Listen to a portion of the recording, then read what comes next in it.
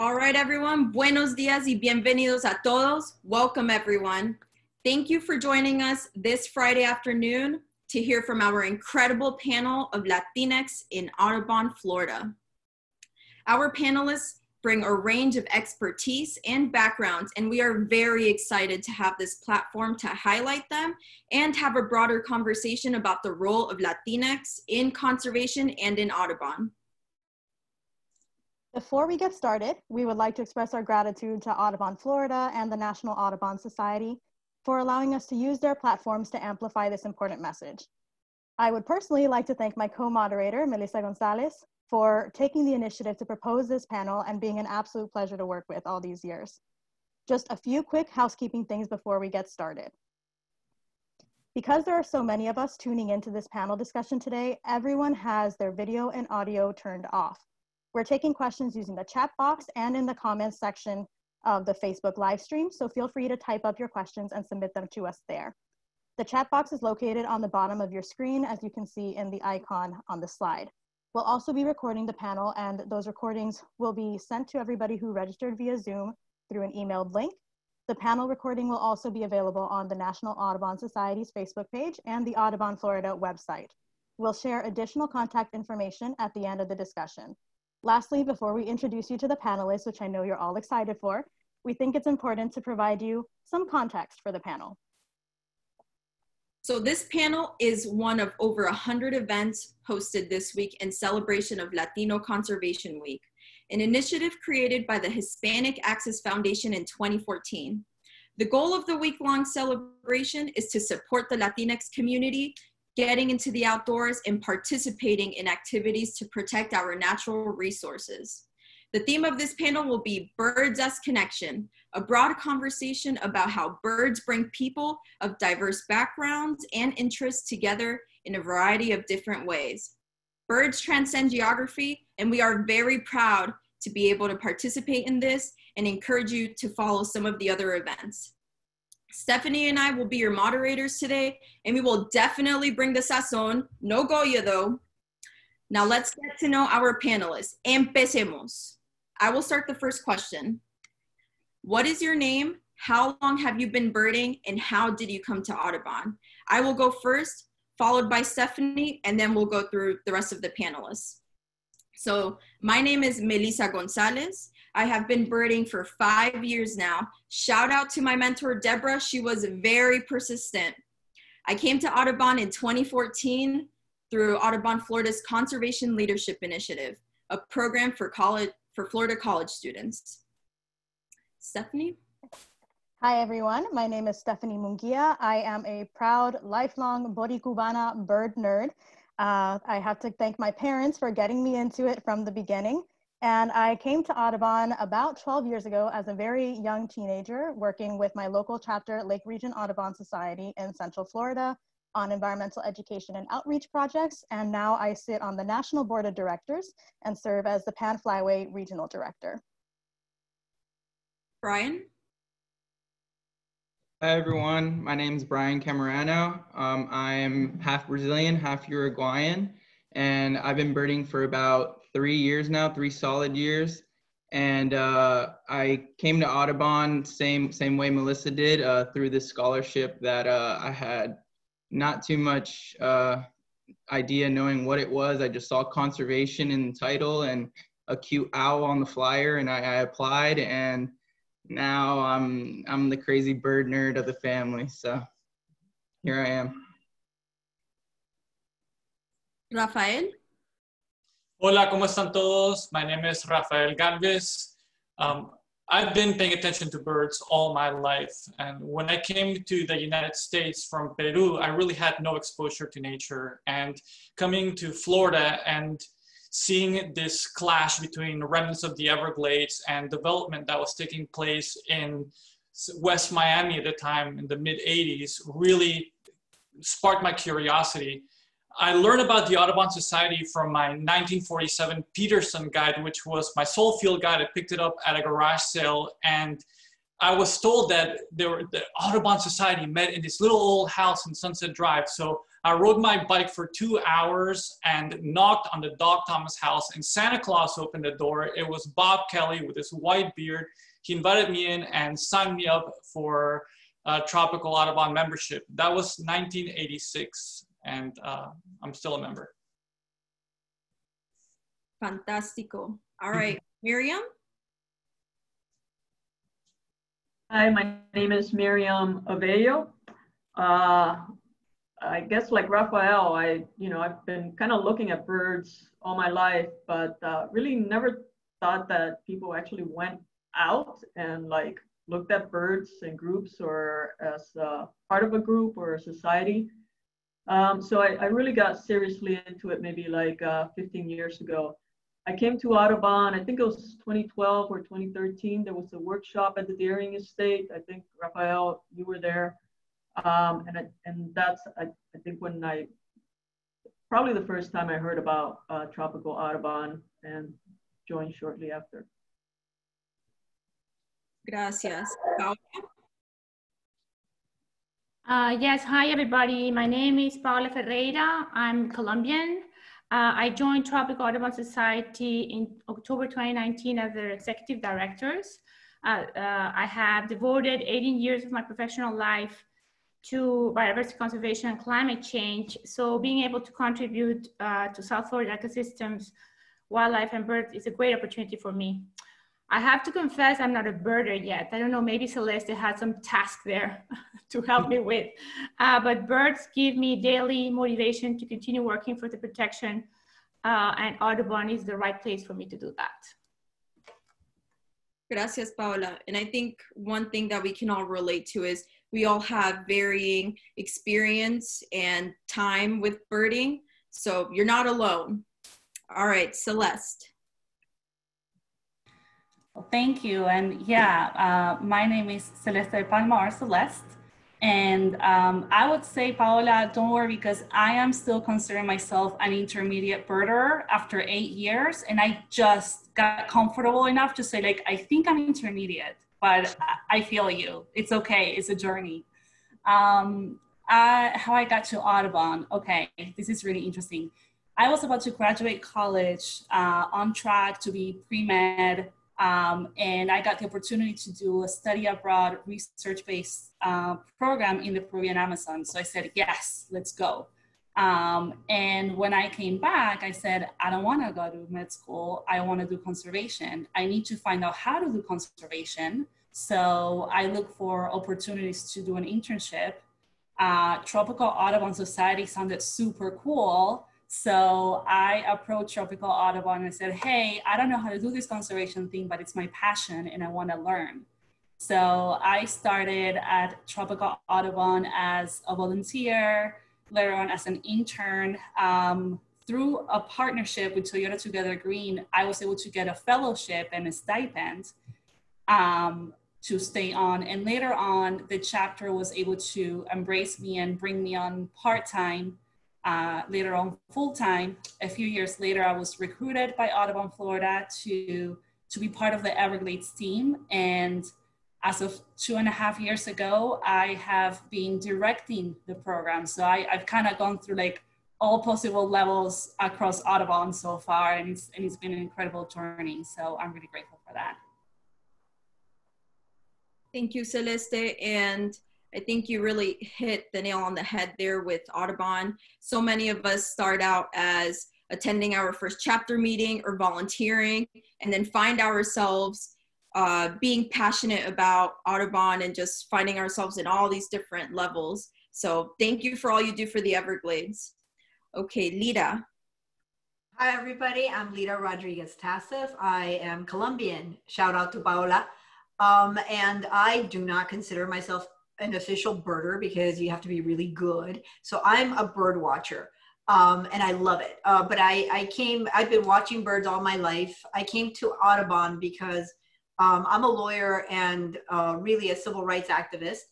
And birding and conservation were the natural progression of activism. So for all of you activists out there, this is like a key part of activism. Conservation is about quality of life. It is the best and most joyous part of of being an activist to be able to provide people with great quality of life.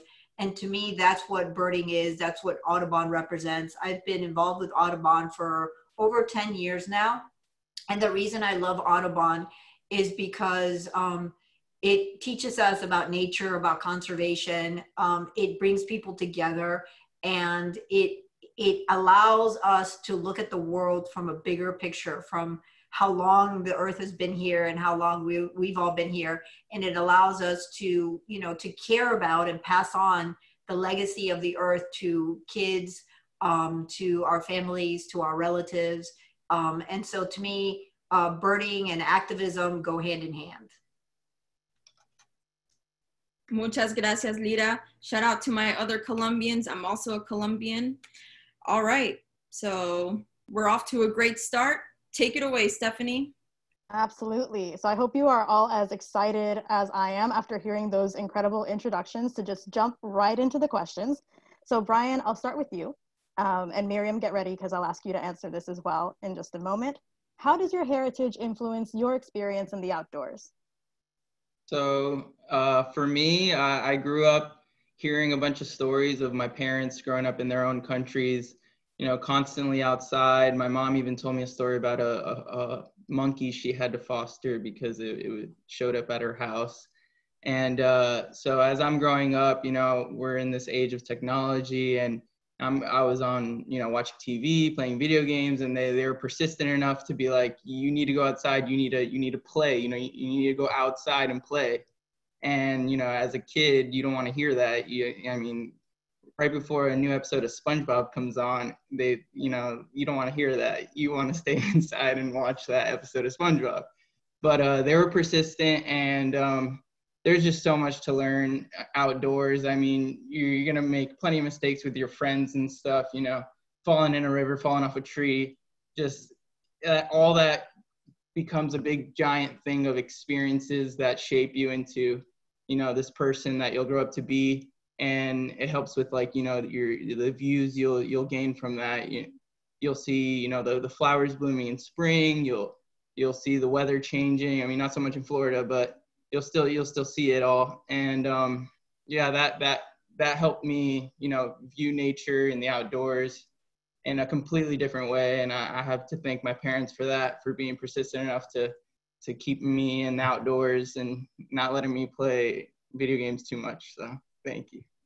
Relatable. Yes. Thank you so much. Again, like, major shout out to my parents, major shout out to Brian's parents for cultivating that interest in conservation from an early age. That makes such a difference. So Miriam, how does your heritage influence your experience in the outdoors? Oh, Looks like you're muted. Did you get all that? So I have very few memories of Cuba, I guess, but one of my fondest memories was going to an uncle's farm, and you know, he had the horses and pigs and chickens and all that, and I just loved being around all that and just being outside. And then growing up in the U.S., you know, I was usually the kid running around without any shoes on or whatever, pretending that I guess when you're small, everything looks kind of big. So it was a small little yard, but at the time, to me, it was like, you know, the jungles in Africa or something. So I was pretending, you know, to be like in a Tarzan movie or something like that.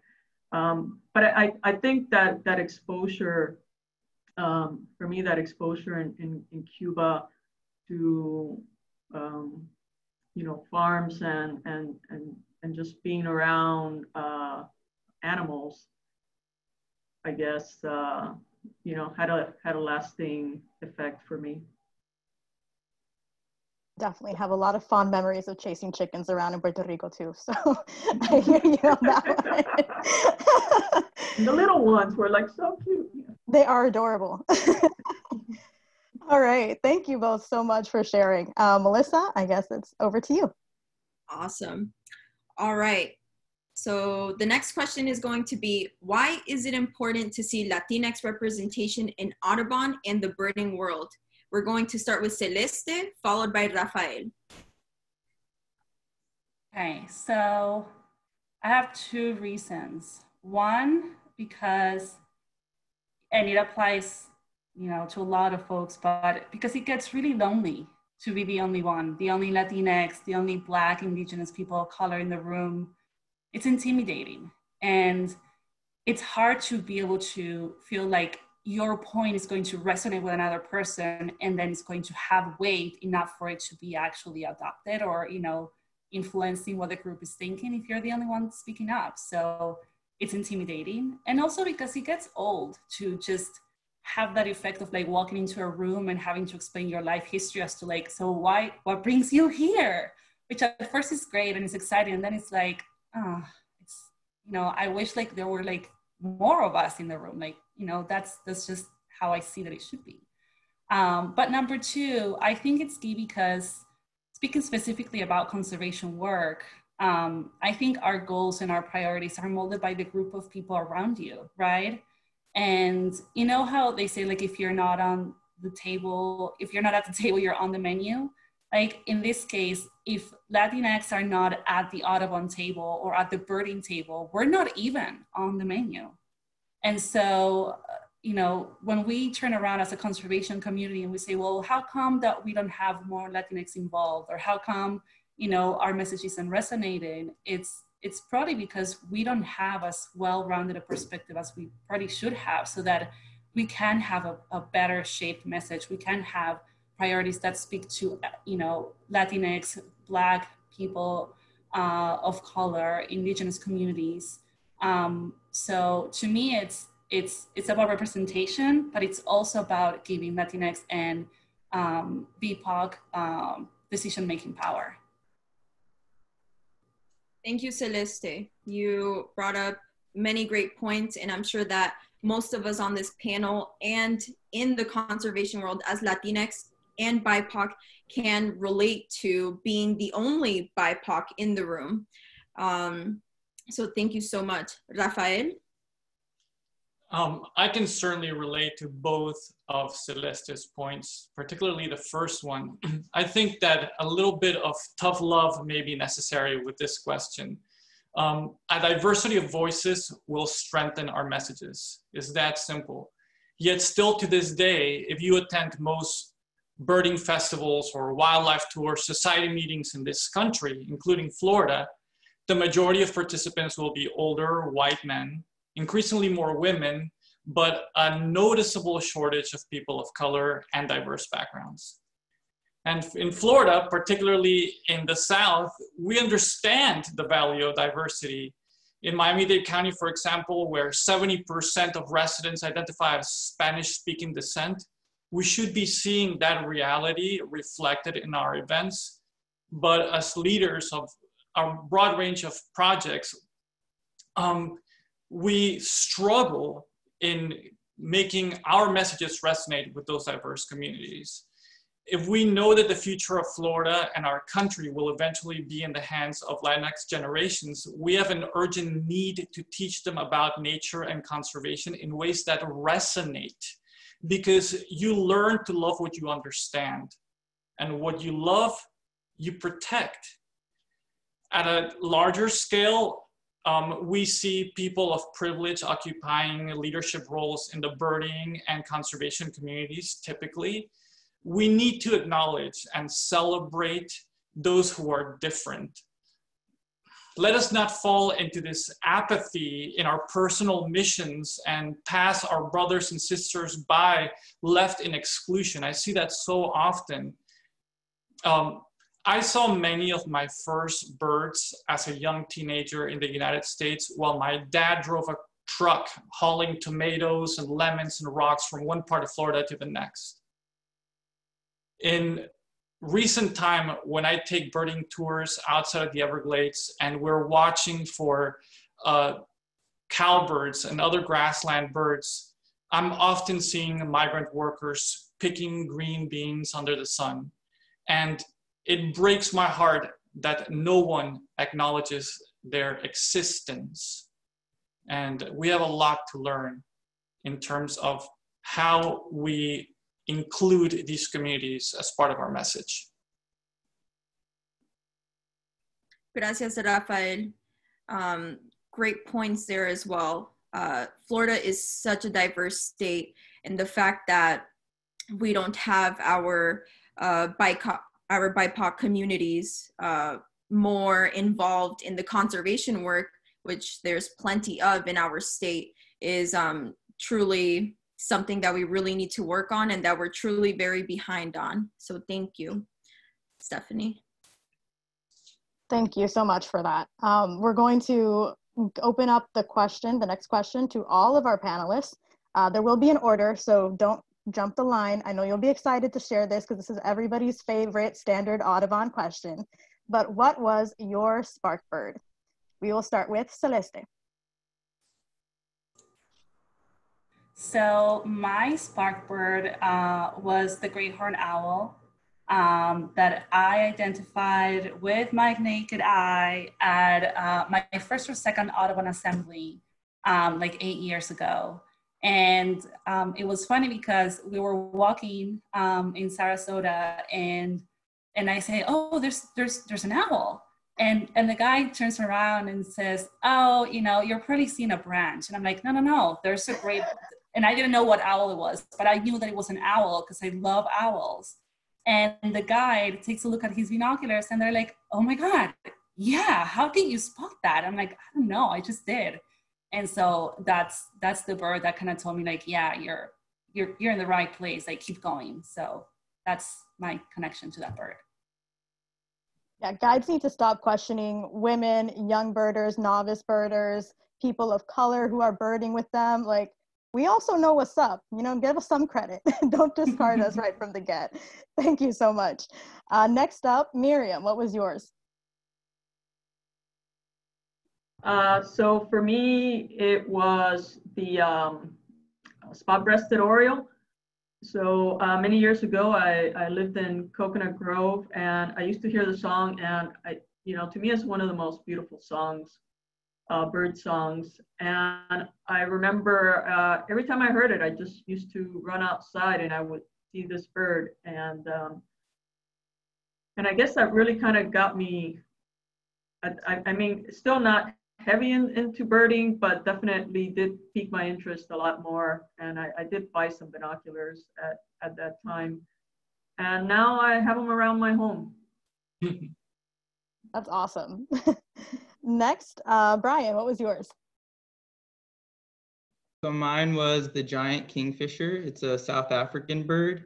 I was fortunate enough in 2016 to be part of a wildlife conservation program in South Africa on a game reserve. And I mean, going to Africa, you expect, you know, the elephants, the giraffes, the zebras, the lions. So I had not really any interest in birds at the time.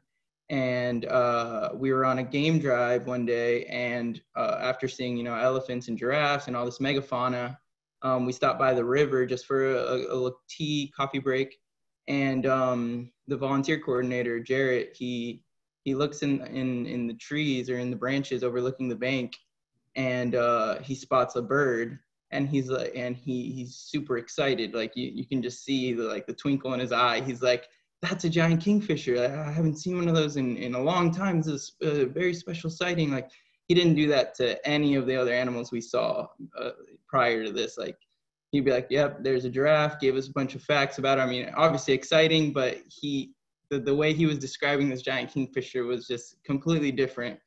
And it made me question. I was like, why wasn't I appreciating these birds, you know, beforehand? Like typically, you know, people like the rhinos and the polar bears and the pandas. So that kind of changed my whole perspective on birds. And my remaining time there in Africa, luckily that was very early during the trip. I completely fell for birds, and I was pointing out birds above us while people are looking at hippos. I'm looking at something soaring up above, and they're like, no, look at the hippos. Like, who cares about the bird? So yeah, really quickly I got the reputation of a bird nerd already in Africa, and then I brought it back home, and yeah, it just kept going. And you wore it like a badge of honor. I love it. Yeah, definitely. Paola, how about you? Okay, well, for me, I have a family of spark birds actually. So early in the pandemic in April, I had the chance to work in my backyard. And one day around 10 a.m., I was in one of those calls that we have to take. And there was a cardinal, a male cardinal, just like chirping with a lot of anguish and stress. So I was like, okay, what's going on? I had seen him before. And then the female, joined him, and she was more stressed even than him. And then so I stood up and, what's going on? So I noticed there was this little chick that was replying back to them, and there were all the three of them, chirping back and forth. And it was like, I could see their sense of urgency, their stress, their commitment to, solve the situation, which I think is apparently the little chick had fallen already from the nest. They went on until 7 p.m. I could hear them from my desk later in the afternoon. And that sort of, instinct to protect the family, that sort of persistence was really an inspiration. And I just think about it, I guess goosebumps. I didn't appreciate before that. So those cardinals that are still here are my spark birds. I like it. And it's such a great story of all the ways that birds can communicate with us in different ways. Like they're just going about their daily business and they manage to send these really resounding messages to us about ecological problems, about a chick on the ground, about a snake on the ground that's threatening their nest, whatever it may be. And I think that sort of interspecies communication is something that always fascinated me as a sort of beginning birder. Lita, how about you? My spark bird is the anhinga, and anybody who has ever seen one, you don't forget it. It is this beautiful long-necked bird with just a magnificent wingspan. And one of my favorite stories about anhingas, well, I learned to love them when I was in 5th grade because Mr. Wimberly, our 5th grade teacher, said, "Don't let anybody tell you about any other bird in Florida. The most magnificent bird in Florida that you will ever see is the anhinga." And after that, I was hooked on the anhinga, and that was at James H. Bright Elementary School when I was a 5th grader. So one of my favorite stories about anhingas is one day I was riding my bicycle in Shark Valley. Raise your hand if you do Shark Valley. It's a magnificent bike ride. And I was riding my bicycle around Shark Valley, and there were alligators all over the ground and stuff. And there was this magnificent anhinga drying her wings, perched right above the water. And they do this.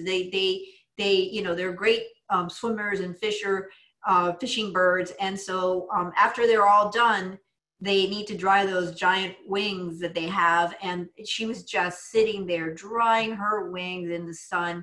And I'm just staring at her as I'm pedaling my bicycle.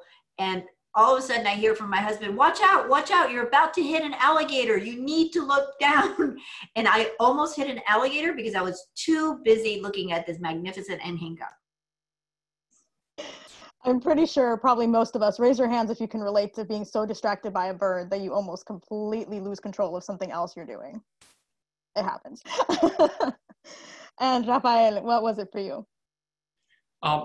Growing up in Lima, I was not exposed at all to any nature. We lived in a concrete block. I remember always loving to draw birds. Maybe 1st grade when we were asked, draw your favorite thing. And the kids to my left were drawing robots and the other kid was drawing a fire truck. And I just remember being fascinated with drawing the curvy and stately lines of herons, but I'd never seen one in my life. But the first instance of actually seeing a wild bird was seeing pihuichos flying over the house. These are white-winged parakeets and perched on the side of the concrete wall that separated the properties, and their bright green color contrasting the drab of the concrete. And finally, when I came to the US, I finally saw herons for the first time as a young teenager, and the great blue heron would be probably my true spark bird in terms of steering me into serious birding. And I was hooked right there and then, just how stunning and dangerous and beautiful they were all at once. I had, like I mentioned earlier, a 1947 ragged Peterson guide that was way outdated by the time, 50 years outdated. And there was a bird that was not in my book, but I would see around in the neighborhood in West Miami. And I would draw it and ask people. There was no internet at the time. And finally I went to the library and I took out books and I was able to identify it. And that really, that sense of discovery that I found in myself just triggered the rest of my life. And of course, the bird was a red-whiskered bulbul. So I would put those 3 species as my suite of spark birds. Nice. And leave it up to Miami to always be challenging us with some weird thing that you're not supposed to find here and it's not in any of the guides. Thank goodness for the internet now. This makes it a little bit easier. All right, Melissa, I'll pass it over to you. All right, thanks everyone. Those were great spark birds. And Rafael, when you mentioned having a bird guide and finally discovering what that bird was, honestly, that's a great feeling. I saw that, this is what it is, great feeling. Okay, so the next question will be, why is conservation something the Latinx community should pay attention to? We're gonna start with Paola, followed by Lita.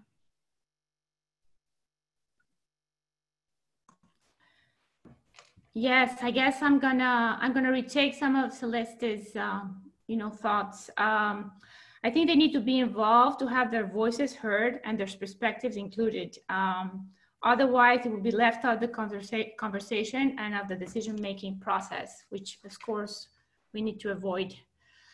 I think also Latinx bring huge value to the table, as Latin America has one of the most progressive wilderness conservation movements worldwide. And I think we could learn quite a lot from that. And I don't think that's acknowledged enough. And that's something important. Another important aspect is that in low-income areas, Latinos might have limited access to parks and green spaces, which reduces their ability to incorporate exercise into their daily routines, making them more prone to chronic health conditions. Access to green spaces is thus very important for these communities, and participating in conservation can help change this reality for Latinx. So I think we have to go and understand their problems and their issues and their concerns, but they also have a huge stake in being part of the conversation. I want to echo everything that Paola just said and add to that, that this is our planet. And I cannot think of a more important issue if you want to have a robust conversation about what Latinx care about or should care about in their lives than conservation and quality of life. Conservation and quality of life are at the center of us as human beings. And if we're not part of this conversation, we'll be left behind. We are poised to be, people of color are poised to be, and Hispanics are poised to be the largest minority, which will be the majority pretty soon. And if we don't take a seat at the table to address conservation issues in the way that they impact our communities, whether it's low-income issues and conservation, access to green spaces, access to education about conservation, access to more funding to improve green spaces in our communities and conservation in our communities, water quality, all of these things are tied together. And I always look at this from an activism lens. I became an activist because I cared about civil rights issues, and I evolved to believe that the biggest civil rights issue that impacts our lives is conservation and how we relate to our planet and the quality of life of people, regardless of what their economic status is. And it's important, not just because we have to educate and promote the lives and well-being of our children, but it's really, really important because if we don't get involved in conservation, our issues and our concerns and the things that we care about will not be taken care of, not just in conservation, but in other areas of activism that we care about. Gracias, Paula and Lita. And to add one thing that I feel we all need to be aware of in the conservation and environmental movement is that these Latinx communities in their origin countries, these people are usually connected and are aware of the flora and fauna around them in their countries. Those priorities shift once they come to the United States because it all becomes about survival and providing for your household. So it really isn't that Latinx aren't interested in conservation and the environment. They just don't have they just don't know, right? So I just think it really hits on that importance of making these green spaces accessible, inclusive, and with engaging these communities in a better way. So thank you, everyone. Absolutely. And that was a perfect segue actually to our next question, which is a fun bird question that is kind of masquerading the fact that it's actually more a question about the Latinx immigrant experience. So the Latinx experience in the US is pretty different from a lot of other minority BIPOC groups in that it's decidedly immigrant, but it's one that spans several different generations. A study that was conducted in 2017 found that despite decreasing immigration rates, still about 1 in 4 self-identified Hispanics living in the United States are first generation, 1 in 3 are second generation, meaning they are the children of immigrants, and about 28% are third generation or above. With each degree of separation, the relationship to our countries of heritage changes from one of personal memory, as we've heard described, to stories that are handed down to us by our parents, by abuelos. And our panelists today represent several generations of Latinx. So with that in mind, we wanted to ask you all to share very briefly about a bird that reminds you of your heritage. And I'll start with Brian. So that right there, thank you, Stephanie. That right there is a great kiskadee. So they're found in South America. I went to Brazil last year to visit family. My grandpa wasn't doing so well, so the whole family wanted to get over there and spend some time with him. So I was fortunate enough to do that. And while I was there, I mean, I'm already the bird nerd that my family knows, so there's plenty of questions going around. And the same question kept popping up, like, oh, did you see the bentivi? Have you seen that bird yet? And I'm like, I'm not too sure. I'd have to see like what that translates to or what the common name or the scientific name is, so I can see what it is. But so as I'm there in Brazil, I come across this bird with my family, and they're like, that's it, that's the bentivi. And I'm like, oh, okay. So the kiskadee, that's what you're talking about, the kiskadee. So in the United States, we named this bird the common name, the great kiskadee, because the call it makes goes kiskadee, kiskadee. But over there in Brazil, they hear bentivi, which means I saw you well in Portuguese. So it's really interesting to know that they're hearing the same thing, but we're translating it into two different things. So it was super interesting to see that, and to just like witness like this bird that, you know, they're hearing bentivi and I'm hearing kiskadee. So that was a great experience for me. I love how often that happens. Like with nighthawks, just like reading in a Spanish field guide versus an English field guide, the mnemonic for the sound that they're making is totally different. And it's just hilarious to me. Yeah. Because we're hearing the same exact thing, but interpreting it in such a different way. Mm-hmm. Paola, is there a bird that reminds you of Colombia? Yes, thank you. There is. When I was doing a field trip while studying college biology, I ran into this tiny little hummingbird that was not larger than a bee near the Parque Nacional de la Macarena. And it moved so fast, and I was like, oh my God, how can it have so much energy in such a tiny body? And then of course, you know, surprise, surprise, Colombia has 165 species of hummingbirds. And as you might well know, 20% of world bird biodiversity is in Colombia, so I'm very proud of that. So yes, the hummingbird is for me my heritage bird. I mean, what's not to love about a hummingbird, right? Lita, what is the bird that reminds you of your heritage? The condor. When I was a little kid, I actually went to school early. I was born, well, I'm technically, I guess I'm first generation. I was born in Bogota, Colombia, and I grew up and I went to school in my early years in Bogota. And I learned all about the Indian Condor. And I remember the first time I ever saw one, it was in captivity. Wish I was so lucky to see one out in the wild. And they're just magnificent. They're these huge, huge birds, and they're scavengers.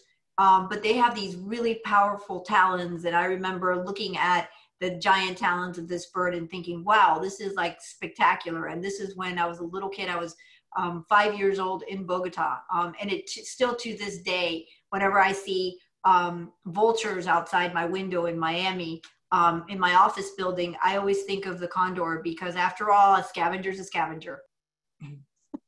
And vultures are great. Like, we need to send those birds a little bit more love. I agree. Rafael, how about you? For me, el halcón peregrino, the peregrine falcon, the fastest animal on the planet. It breeds in the northernmost reaches of the northern hemisphere and migrates all the way down to Tierra del Fuego.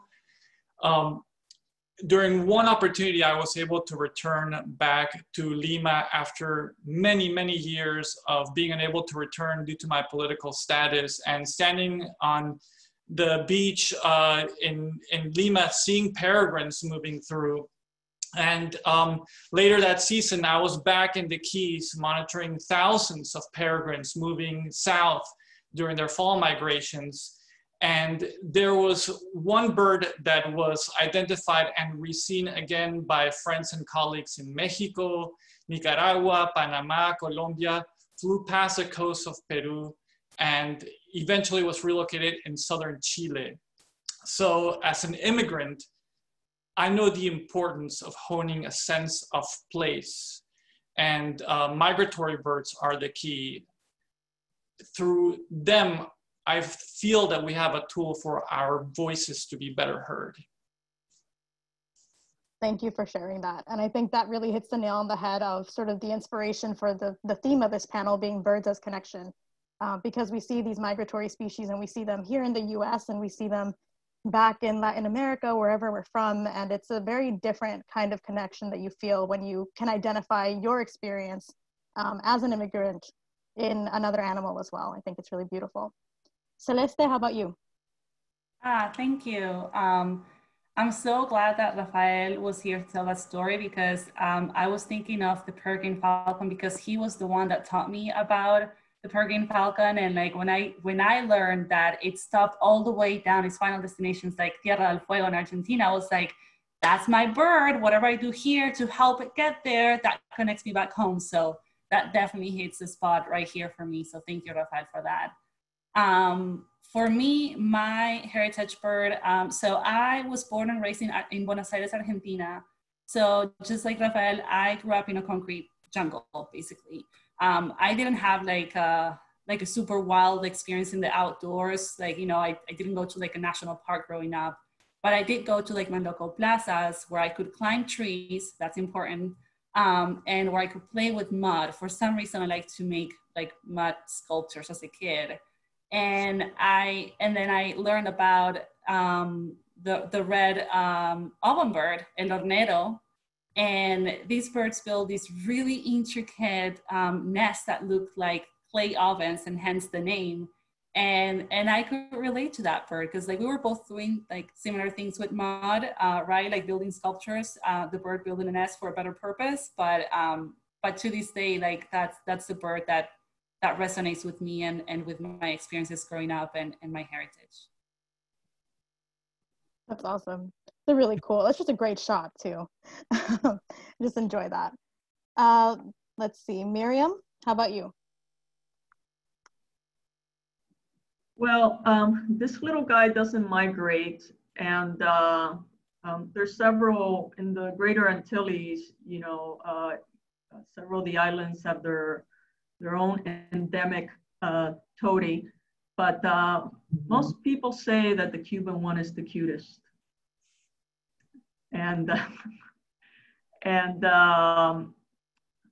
wow, I don't even know what to say about this bird, because it's, Cuba has a lot of great birds, and you know, the national bird, the cororo, Cuban trogon, is a beautiful bird, but to me, this little bird is just precious. And I've been lucky enough that on my trips there, I usually get a glimpse. And actually, it turns out that I visited, I have a cousin that owns a farm. And he had several birds on the property, and this bird was on that property. So that was a real treat. To me, this is like a bird, you know, it's like a picture's worth 1,000 words, and it's like, just look at it and appreciate it. He's just adorable.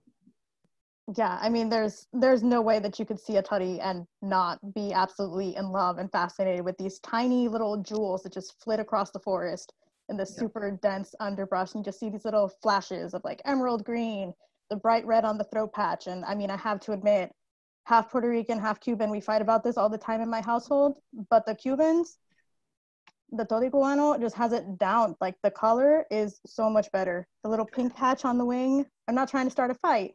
But thank you all so much for sharing about your heritage birds.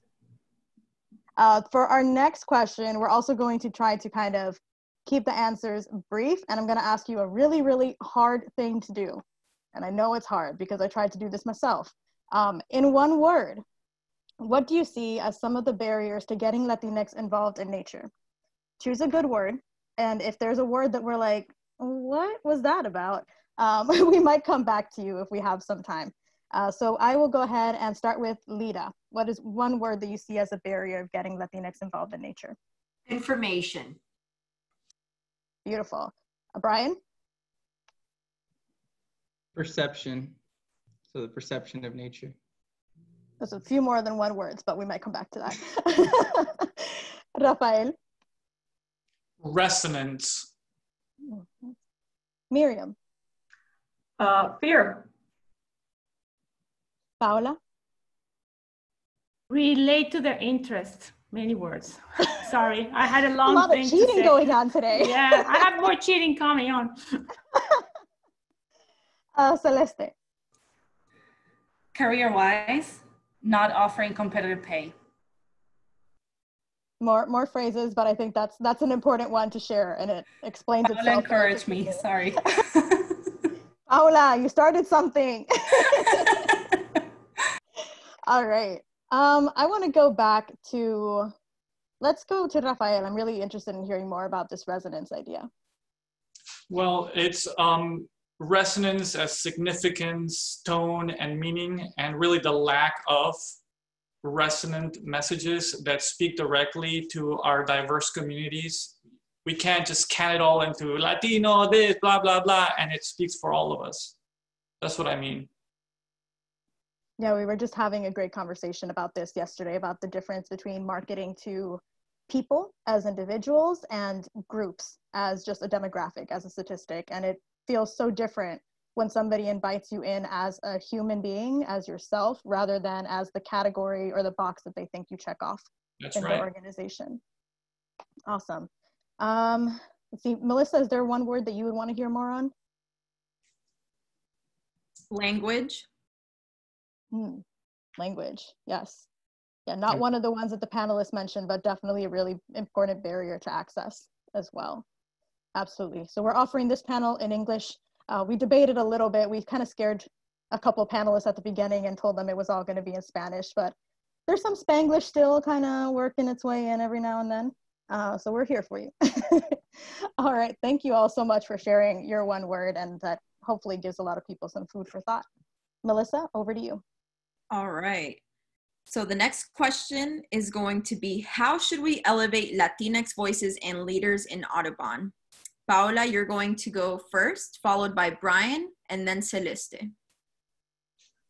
Thank you, Melissa. That's a key question. And I guess I'm gonna start by saying that in Florida, local environmental NGO and conservation organizations need to involve Latin American community to achieve their mission.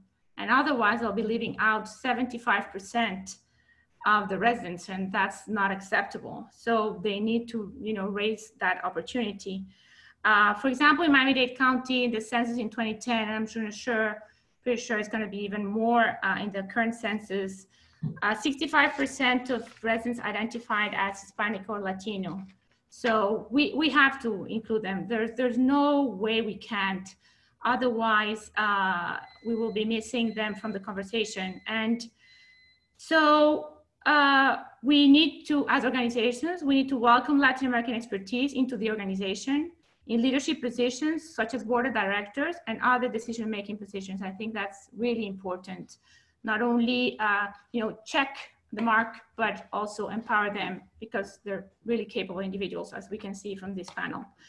I think it's very important to have a much better understanding of the needs and interests of the community and identify common points of interest. And as you guys were saying before, it's not only about having a box, oh, these are Latin American people. It's about, going a little bit deeper into understanding what is it, the things that affects them.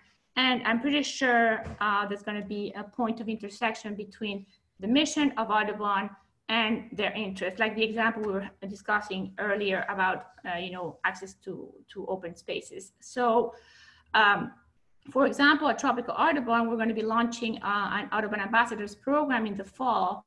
And one of the things that we're doing is that we're researching voting districts, specifically targeting Latin American, dominant communities, and try to research what are their interests and concerns. And of course, it's something we need to start as an organization because we haven't traditionally done that, and progress in that direction with the aim of eventually really, building the trust and working with them with the purpose of empowering them. And that kind of bridges nicely through the third point I wanted to make, which is developing a program that is aiming to include them and meet them where, they are. It just cannot be us in our high throne, telling them you have to do this and that and, educate them. We just have to also understand what is it that they are interested in and try to meet them there. That was a little bit long, but that's what I had to say. Thank you. Gracias, Paula. Brian? So for me, I think we need to just continue promoting diversity and inclusion. Audubon's doing a great job so far. We had Black Birders Week just a few weeks ago, Latin Conservation Week going now. We have Feminist Bird Club, all these lesser represented groups. We just need to keep highlighting them and keep giving them, platforms to share their voice and to share their thoughts on how, their situations matter just as much as anyone else's.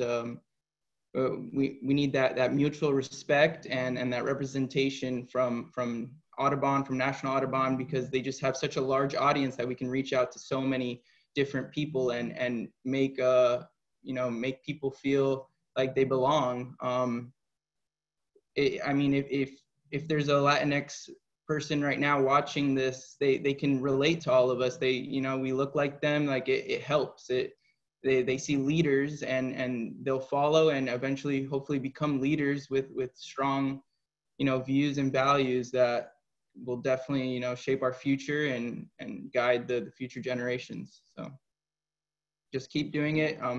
Don't give us our 15 seconds of fame and then kind of leave us to the side. You got to keep highlighting us and keep giving us these platforms to share our voices. Great points, Brian. Real quick, Stephanie and I had a great conversation yesterday with other like-minded individuals. And one thing we really discussed was supporting BIPOC and Latinx communities and the Black community in conservation. It's a commitment, right? We can get our little 15 minutes of fame. However, will you still be there in supporting us when the cameras are off? Yeah. Are you still going to be doing the work behind the scenes? So great points, Brian. Okay. I think on that note, actually, this segues really nicely into the next question. And we had Celeste answering both of these questions. So I'm going to toss the second one into the ring, and you can kind of blend the two together. But it's about, why is Latino Conservation Week relevant to Audubon, Florida? Okay. Okay. So just to add to like the previous question of how do we as Audubon elevate Latinx voices, the one point that I would raise is just that there are some Latinx in Audubon, right? Some of us are here, but there's really not enough. So we need to recruit more, but it's also creating that pipeline towards having leadership positions. Because I think that, you know, the idea tends to be like, oh, let's just hire more Latinx, and, you know, the immediate positions that are open are usually entry-level positions. How do we get some of us into leadership, or more of us into leadership, so we can have that decision-making power that shifts the organization entirely? And then why is Conservation Week relevant to Audubon, Florida? Because I think it's this type of conversations that we don't get to have every day. It shines the spotlight on the Latinx community. It opens the doors to hearing about stories that are really not embedded in the fabric of Audubon, not yet.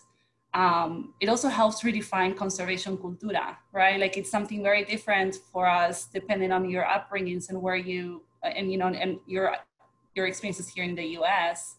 And it also helps dispel the notion that Latinos don't care about conservation and that we need to go get them in. They're already in conservation. There's so many of us out there.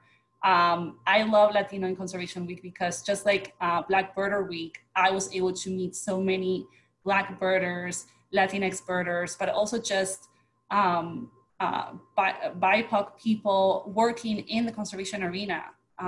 So that tells you, like, we're out there. So give us the opportunities. Definitely. It increases the visibility for everybody and gives us a platform. And I think for me, certainly has helped me feel a lot less alone in this space as well. Lita, why is Latino Conservation Week relevant to Audubon, Florida, in your opinion? Well, I think it's everybody has hit the nail on the head with everything that they've said so far about this. And I think that it's incumbent on us to make sure that we are including our people, our connections, our relationships into this discussion. So it's important, and this is a really good time to do it. So use Latino Conservation Week to say, hey, did you know that there are all these great places in Florida and across the country where you can go for very little money? It costs very little money to buy a national park card, or to go to a state park, take some binoculars, don't even take binoculars, and go for a walk and Google the birds you see so that you can figure them out. And so, it's our way to remind ourselves that Latino Conservation Week is about all of us. It's about bringing people together in conservation, not in the abstract, but in reality. Whether it's, as Celeste was saying, making sure that we're providing people jobs, but more importantly, or just as importantly, making sure that we're bringing people in and reminding them that little acts that they may not see as conservation are conservation. People want to go fishing. Hey, that's conservation. People want to go to the beach and hang out in the afternoon and look for birds. People want to go to the national parks or the parks. People want to go to Shark Valley and trip over alligators. That's all conservation. And once we realize and remind people that all of that is conservation, and this is a great time to do it, Latino Conservation Week, then we get people engaged, and this isn't so hard. It's not like we're asking of ourselves and others to engage in a really burdensome task. Latino conservation is about the little acts that you do in your daily life to connect with the world around you. And if we remind ourselves of that in Latino Conservation Week, then that's why Latino Conservation Week is important. Absolutely. Thank you, Lida. Miriam, how about you? Why is Latino Conservation Week relevant to Audubon? Well, I agree with everything that Lida and Celeste says. I think I was thinking about it, I don't know, maybe a little different. So I see Florida, especially South Florida, as kind of a, petri dish for Latinos. There's like a lot of Latinos here, and it's a perfect area to really engage Latinos in conservation and the outdoors, and maybe to even, I don't know, try out new programs or ideas, because we have a lot to work with, I guess, here. And another thing, and maybe not completely related, but that I wanted to mention was, I do the turtle surveys at Bill Baggs, and this past Sunday, we ran into Carlos Vives, which is a very famous Colombian singer. And, he was talking about conservation, and he seemed like he was really into it and concerned and all that. And more than anything, I was impressed by that. And I think because we also do have a lot of celebrities in South Florida, or that spend part of their time here, people tend to listen to people they know, especially, people like celebrities, influencers. And I think it would be a great idea if we can maybe engage some of these people to also speak out on behalf of conservation and the outdoors. And I think that would really go a long way to getting people more involved.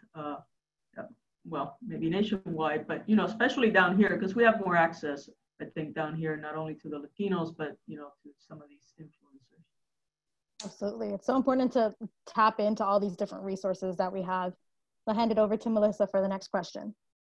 All right, apologies in advance. They're mowing the grass outside. So this is going to be a question for everyone. Our panel does end at 2:30, so we're cutting close to time, and we really want to get to the Q&A. So please limit your response to less than a minute. Any advice for Latinx who are interested in a career in Audubon? Let's start with Rafael. A career in conservation is not a straight road. Think about broadening your toolkit with experience acquired in the field by bringing your authenticity and your creativity, networking. It's important to put yourself in an advantageous position for solving problems others can't solve. If your toolkit includes field identification skills, approach your local organization and think about getting involved in running or organizing surveys or field trips or outreach activities. When I was young, I really wanted to illustrate field guides and create educational material, but I couldn't catch a break in the US with my credentials. So I thought outside of the box. I contacted international activities, international organizations. I traveled. I published my first field guide outside of the US, and then I brought that experience back to the US to make a greater impact, and here I am. Think outside of the box. Lita. A career in conservation means that you can do anything within your knowledge base or your other passions to succeed. So for example, I'm a lawyer, but what does that mean? That means that I can do work in the area of conservation. If you want to be an accountant, if you want to be any of these other person that does marketing, any of these other careers, you can turn that into a conservation career, and it doesn't have to be necessarily science-based. So pick what you love and combine it with conservation, and there's a place for you in Audubon. Great advice. Celeste. This might sound really like basic, but for people who are relatively new and you're getting that, you're putting your resume together, like resumes can be really bland. So think about trying to translate some of those experiences that you have. Like Rafael said, like, okay, so the experience might be that you were you participated in like survey gathering, but try to translate that into an aptitude, because don't assume that that's going to be an exercise that the hiring manager or that HR will see right through. If you get that interview, just be ready to connect those dots for the person that's interested in getting to know you better. And I think that's just something that I can relate to, because it's It's not automatic. We're used to just answering the question that's right in front of us. Try to think about what else you can convey that's going to say, oh, what you have is what I need. Paola? Yeah, well, I'm going to start with volunteer at Tropical Audubon Society. If you live in Miami-Dade County, you can see here, 2 or 3 people saying that was their starting point. So definitely volunteering. I saw so ingrained in the culture of the US that provides a great entryway to kind of get into conservation. From my personal experience, arriving here 3 years ago without knowing almost anybody in Miami, even though having a lot of experience previously internationally on conservation, what really helped me was to network, go to conferences, attend events, talk to people, ask for introductions to as many people as you know, show your worth, and eventually this will pay off. And I guess going back to the point that we were making before, all of us, in Florida, really, there's so much need to include Latin American representation in environmental communities. And then we need to highlight that. We need to show that, and what you can bring to the table, as the others were speaking, is very important from so many different angles, that if you highlight that, eventually, you will demonstrate your value and it will pay off. So yeah, put yourself out there and just go for it. And I'm sure, people interested can approach any of us, and we'll be very happy to provide advice or, a perspective at least. Miriam? Yeah, so I agree with Paula. I think volunteer is the way to go. Tropical Audubon, there's many other organizations, or even, your school or university, somebody doing research, anything to really get your foot in the door and get a feel for what it is that you're working on, and see if you're really gonna like that. Like Lita was saying, you can participate, you could be a lawyer and be doing conservation. Maybe that's the way that you want to go. So definitely volunteer and get out there and explore, all these different ways that you can approach conservation. Brian? I'd like to say thank you to everyone, because that's all great advice, because I'm just now getting started with my career in Audubon and in conservation. So I was over here just soaking it all in. But for me, yeah, it's getting involved as early as possible. I mean, I don't run into too many young birders, but they're out there, and we have to find a way to, get them all connected. But yeah, starting as early as possible. So, getting in touch with your local Audubon, volunteering for events that they host, find out what's going on in your community, start locally, definitely. And find out what your interests, what your passions are, and maybe even find out what you're really good at. For me, I'm pretty good at spotting things, because I constantly get my friends telling me, like, whoa, how'd you see that? How'd you, like all these little things, all these little comments, they kind of build up, and you're like, whoa, I guess I am pretty good at that. And you take that in, and you're like, okay, so that's a skill. How can I use that skill to progress in conservation or in a career in Audubon, and go from there. But I'm still learning so much every day. Not right now with the pandemic and everything, but whenever I'm out with a local birder or an event or anything, I'm constantly asking questions. No question is stupid. You'll learn so much. There's too much to learn with birds and conservation, and there's constantly new facts coming out and new studies that there'll never be enough to learn. So just keep an open mind. Find a mentor if possible. That's always a big thing to do. If someone's willing to take you under their wing, take that opportunity. They'll guide you. They'll help guide you. And Deborah, shout out my mentor Deborah. She's also Melissa's mentor. She's helped me a lot. Thank you. Thank you, everyone. Key takeaway, no question is stupid. Take it away, Stephanie. Thank you so much. I think, Rafael, did you get a chance to share one piece of advice? Do you have one piece that you would share? Yeah. So when you think of the future of Latinx in conservation, and this is our last question, so we're going to do it super rapid fire. What one word comes to mind?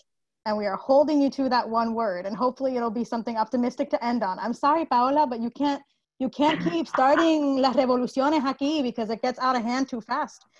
So I'll leave you for last, I guess. And we'll start with Miriam. What one word comes to mind when you think of the future of Latinx in conservation? Oh no, I have 2 words. Pick one. Pick one. Yeah, I'm undecided between hope and growth. Okay, those are both good. All right, Rafael? Relevance is something that's in my mind a lot. Lita? Game changer.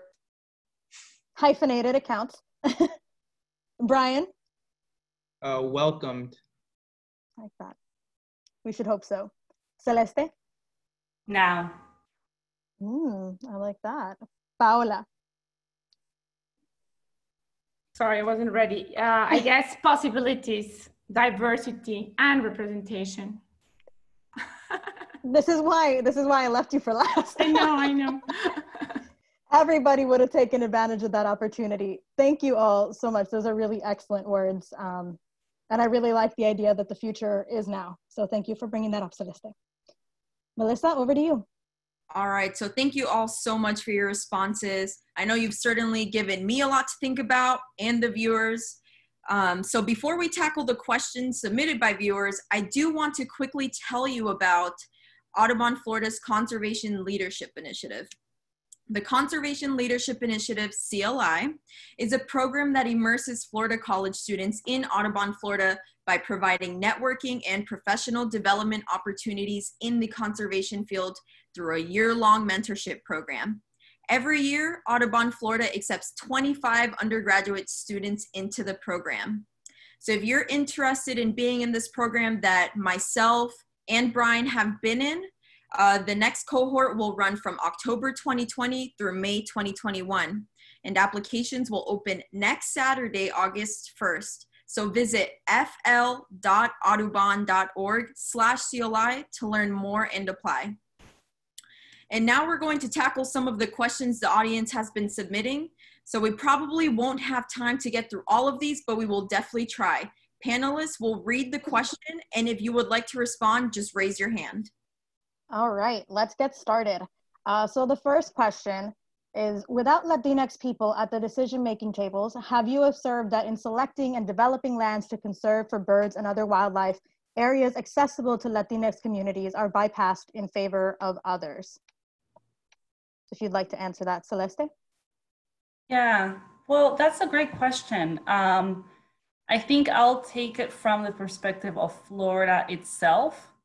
I can't speak to, nationwide, but Audubon, Florida itself, Florida is so sprawled that a lot of our intact conservation places or like special critical places for birds are removed from the urban core.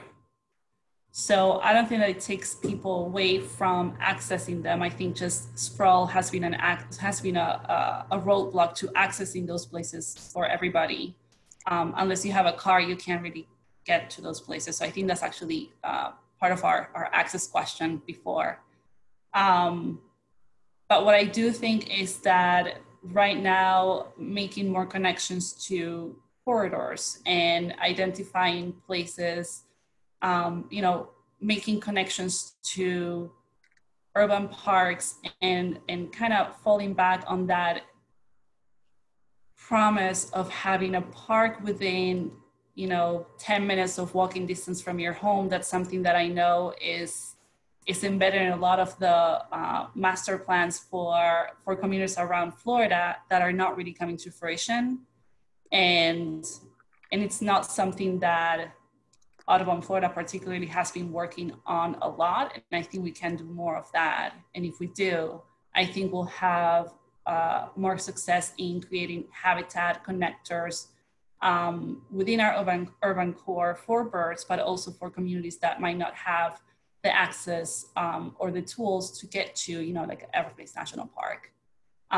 So I think that's important. Thank you for that question. Somebody else like to add on to that before we move on to the next one? Rafael? Great points by Celeste. Again, maybe a little bit of tough love here, but I feel that in Florida, we continue to miss a really valuable opportunity that has been given to us through bird migration. These are already established quarters. It need not be appreciated in the Everglades or in a remote park, but it's easy to find migratory hotspots in cities, even in the most innermost realm of any city. You'll find a little park during migration, you'll see migrants go through. And this is another way to connect to people's individual heritage, communities of color, for example, and I've seen this very much in my projects in the Florida Keys when we do outings for that are specifically targeted to communities of Cuban descent or Brazilians or Haitians, and we use the names of birds that are the native names. People's eyes light up. For example, seeing an American redstart, which is a common migrant throughout all of Florida, they can be seen in a city park, and calling it by Chipe Flameante if you're from Mexico, or Candelita Migratoria if you're from Venezuela, or Vigirita if you're from La República Dominicana. Those regional names have great power, and we're not using migration as a way to highlight these very much needed corridors and to connect with these communities, because that's the resonance that I keep on speaking about.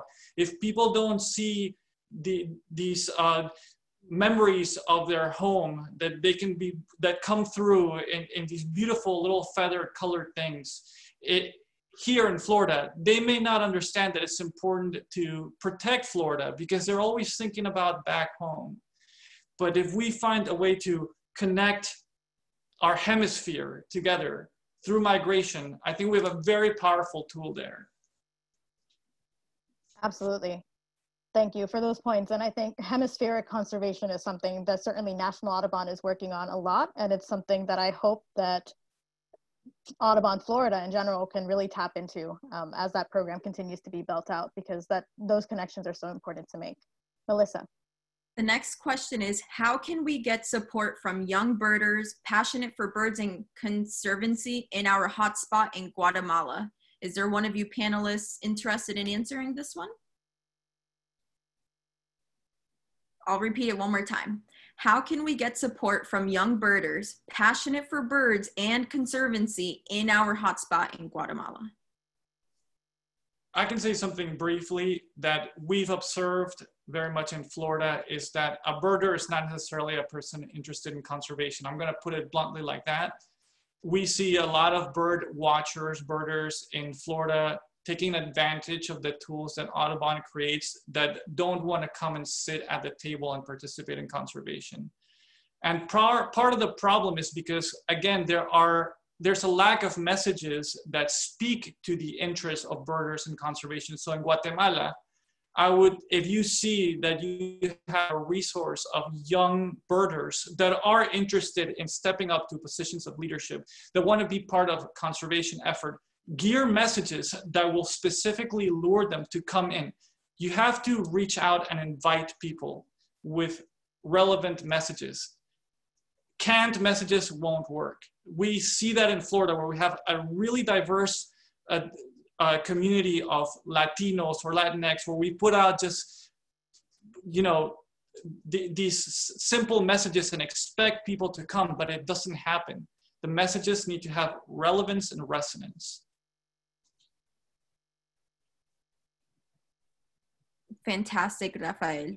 All right, Stephanie. All right, for our next question, and this is one that came up quite a bit during our conversation. is how can people get more involved during the pandemic? It's obviously made us shift our tactics quite a bit, but what sorts of action items would you give to people to start engaging today in conservation? Paola. Yes, I think of course it's a little bit harder, and it's very hard for all of us to be in the pandemic. I think if you enjoy advocacy and activism, we are very lucky that all these meetings, public meetings, of commission meetings, or South Florida Water Management District meetings, all of them are taking place online. So you can join and learn, and you might not be able to network, but at least you're starting to kind of understand these complex issues, and that's a really good way to be involved.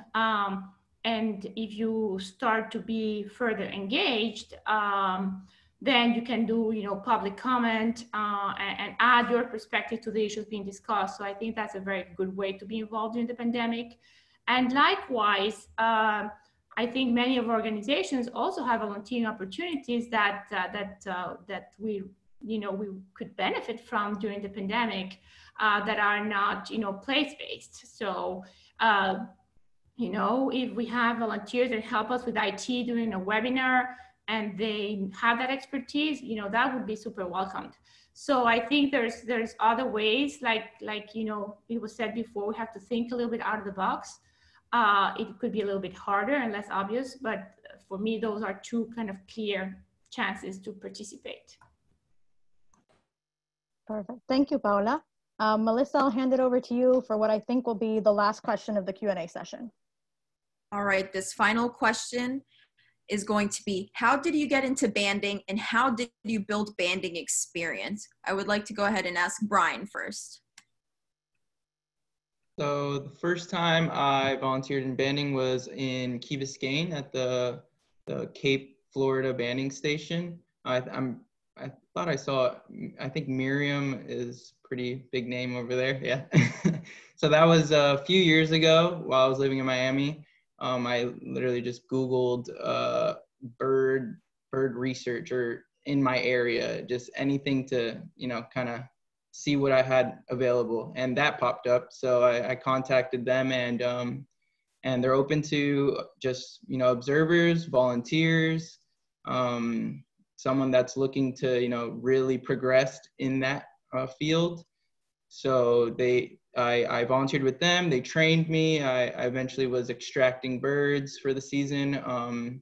I was observing constantly the bander, doing all its measurements, everything, gathering information, releasing birds, helping with, putting up nets, taking them down, just being completely immersed and involved with it. And then I moved to Orlando to go to UCF, and I was involved with the Wekiva banding station there. And they only band on Sundays, so I tried to get there as many times as I could. And we were always pushing to get volunteers to go. I was part of a Audubon campus chapter where we did a few field trips there. So we got a lot of people observing banding, and they didn't even know this was going on. They didn't understand it. So there's a lot to learn there. And hopefully I can learn more about banding in my new job. I'm a Lee County steward, anchor steward for Audubon Florida in Lee County in Fort Myers. And I think this weekend we're gonna be banding some juvenile black skimmers. So that'll be fun. Awesome, Brian, and that's perfect. Miriam, the Cape Florida banding station, any words? Yeah, so if you want to get involved in banding and you're in this area, that's pretty much the only game in town, but it's a great place. I would suggest you just Google Cape Florida banding station and you'll end up on the site that Michelle Davis keeps. She's the master bander. And from there, you can send her an email. We're always looking for volunteers. You'll be trained the first season, unless you've had previous experience. If you start from scratch, we'll train you on how to extract the birds, and you'll get to watch the banders and learn about what banders do. And if you come back for following seasons, you can build up to banding. So really, it's a lot of fun to work there. So this year, we're going to band this year. As far as go ahead and email Michelle. I think we might have all the volunteers, but I'm not completely sure. Because of COVID, we have certain guidelines we're going to follow. So we could only have a certain number of people there at a time and so forth. But nonetheless, do send her an email and, just talk to her about this coming out. Even maybe one day you can just kind of watch and see what we do and see if there's something you really want to do. Awesome. Yeah, thank you so much, Miriam. And certainly if you're located in South Florida, do look into the work that the Cape Florida Banding Station is doing and find out if there's some way you can support them. So I want to say, just before we wrap up, thank you once again to all of our audience members who have been submitting these fantastic questions. They are still coming in, and we are out of time, unfortunately. But thank you for submitting them. And I hope that this will be a prompt for you to keep this conversation going long after we end our panel in just 2 minutes. So in those 2 minutes, I'm going to try to run through some of the great resources and plugs that our panelists suggested at the end of the call. So if you're interested and you're in the South Florida area, definitely strongly recommend you look at Tropical Audubon. You can visit their website at tropicalaudubon.org. You can find Celeste de Palma on Twitter as Everglades Cele. I'm a longtime follower and strongly recommend it. Great content there. Follow Melissa on Twitter as well at Birding Melly. Brian, you can find him on Instagram, and I hope we'll see lots of very fun pictures of young black skimmers because that just would make my life. Rafael is an accomplished artist, extremely talented. Please go check out his work at galvezbirds.com. And my personal plug, just because I like education particularly, for any parents and educators who are working or trying to find some way to keep the kids busy right now. Audubon's done a really fantastic job of putting together Audubon for Kids. And we also have it in Spanish. So all those resources are available. So whether you already speak Spanish in your household or you want to become more bilingual, I would strongly recommend you check out Audubon para Niños on our website. So with that, we are out of time. Thank you to our panelists for being so candid with us and really sharing your perspectives and your experiences. I enjoyed getting to know you all better. I also want to thank our viewers for the excellent discussion, and a huge thank you to the phenomenal communications and technical teams at National Audubon and Audubon Florida who made all of this possible. As a reminder, you can catch this recording either through a link that will be sent to you if you registered for the Zoom, or you can find it on National Audubon's Facebook page or on Audubon Florida's website later on. If you missed anything, you can always catch up there. If you have additional questions for myself or for Melissa, you can email us at flconservation@audubon.org. Thank you again for tuning in this Friday afternoon and spending some time with us. I hope you enjoy the last 2 days of Latino Conservation Week and have a wonderfully birdie weekend. Hasta la próxima vez. Gracias todos. Thank you, everyone. Gracias por estar con nosotros. Hasta luego. Gracias. Bye. Thank you, everyone.